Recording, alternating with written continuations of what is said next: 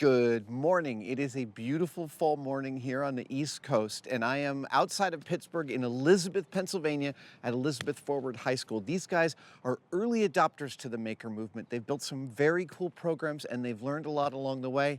Let's check it out.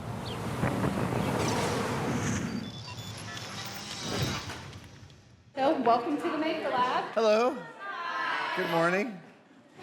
Everybody's working on a different project right now, so I don't know if you want to just go around and see what they're doing. And we're early in the school year. We are early, very early. So everyone's just getting started on getting your hands dirty. Correct. We try to do little projects where we teach them each of the machines in the Fab Lab, the vinyl cutter, the laser engravers, the 3D printer, and then we have 2 CNC machines. So far we've gotten through, everybody did a project on the vinyl, and everybody's about halfway through on the laser cutting. So they're all opening it up to different ideas, and everybody's branching out and going different directions. The girls over here are making the selfie of you. So they took a photo of themselves, so it's a 2 colors, so there's half of your face. Oh my gosh. And then they cut the second color out of the blue, and then they're going to put it on this board so you can take it. Oh, that's fantastic. This is Natalie. Hello. Hi. Hi, nice to meet you. Nice to meet you. And they decided to splatter this board, so they're going to have a tough time encouraging it to stick. Oh, because right. It's not a flat surface Oh, anymore. this will be fun. We're going to shoot the whole thing. Yes. Go. Here, I give you Okay, she got it. And it's 2 color? Correct. So the white's going to overlay and then put the rest of your That's features in there. incredible. Is that good? Yep. So you can work on that until we leave. And I see some laser cut cardboard here. Yeah, so we do some prototyping with the cardboard. The smell. I love that smell. Yeah. We try to prototype as much as we can with the cardboard. It's hard to visualize in 2D space. Yeah. So they're able to put it together, see that things don't line up. Like this example, this is her second prototype. Of the first one, she found out this part of the bench. Well, you can explain. It was too long. Yes. So we went back and we cut off this corner. And this, I had it this way, but it was too wide. So I changed it to this way and it fits better. But now my tabs aren't even. So they're not lining up. Yeah. So everything's perfect, but now I have to go back and just fix my tabs, and then it'll all fit together, and then I'll blow it up, and I'll take it home, and it'll be a big rocking chair. And it'll be out of wood. It's going to be all out of plywood. She's going to scale it up to CNC Great, that's machine, great. like we did with the Warrior. Like we're making just scalable models, either a 1:5 or 1:6 ratio, and then they're going to scale it up full size to take it home. And it'll sit. So she's doing all her problem solving with cheap cardboard, so that later on. Yeah. This is. Why not? I worked at Industrial Light and Magic, and my goal on the laser cutter was always to try and get it right on the first try, which never happened, ever. And I ended up realizing that cardboard and paper and welding and carpentry and sewing were all the same thing. They are. They're Yeah. all just planes meeting under Some certain students rules. couldn't even get to the part where they were drawing it. They had to sit with paper and scissors and graph paper and cut it and hold up the paper just to be able to draw the shapes to get to this. So they're resistant at first to start that low level. They feel like it's like they just want to jump in and make. But then once they start going through it, I think she's seeing how valuable it is.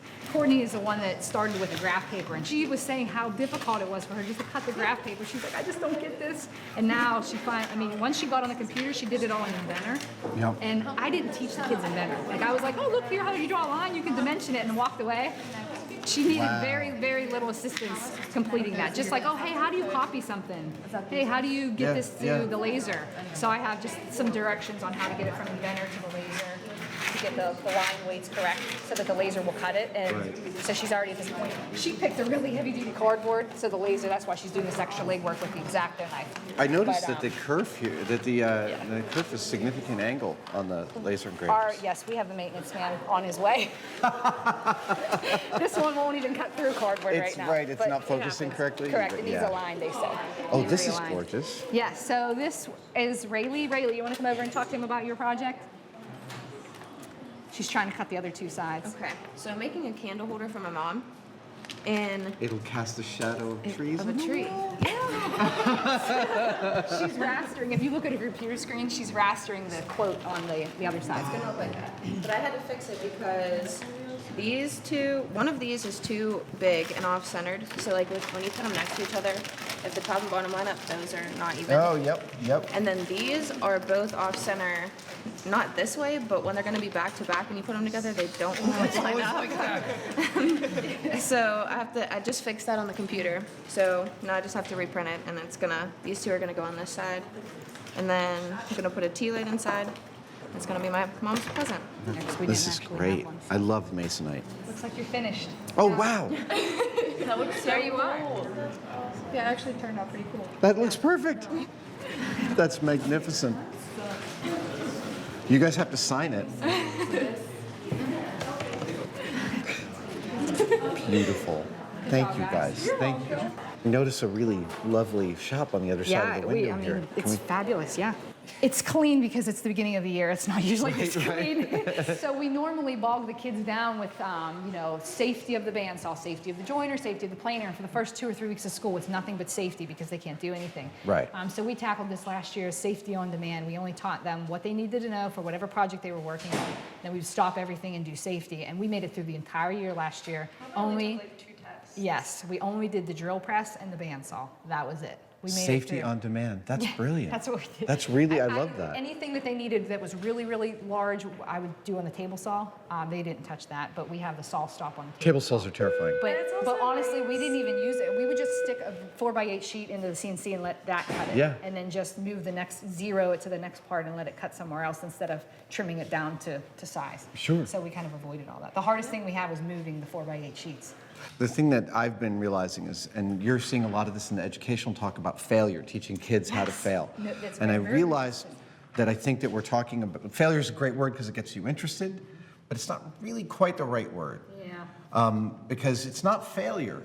The trick is, though, is something you've said several times there, and something you guys experienced last year, I'm sure, which is you set out to do something, and what you end up with is never what you thought you were going to end up with when you started. And that's the plan. Right. It's always going to be the case that it's never quite what you thought. And you're helping them stay awake to where it's going instead of where they wanted it to go. Right.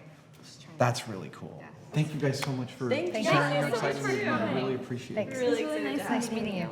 So, as a superintendent and the principal, this is amazing what you've got going on here. Mostly, I'm impressed that you've got a system where grades for completion aren't as important as grades for engagement.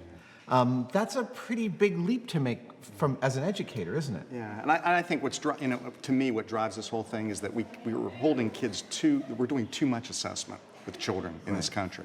We need to get kids thinking about being creative and making and experiencing a lot about what we were talking about earlier, that there's part of failure in what they do, but then learning that process of how to get over that hump.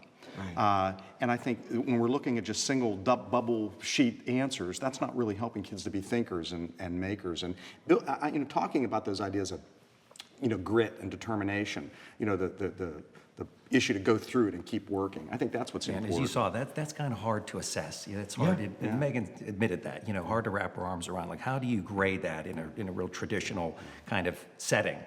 And it's a non-traditional setting, as you can see. Well, is there something that you've learned along the way that you're really surprised by that you did not expect going into implementing this in the school? I think traditional schools, we think that we need to have defined professional development to do things. And that doesn't mean that we don't, but I think we need to just put these products and these ideas about making into classrooms. Let the kids experience it.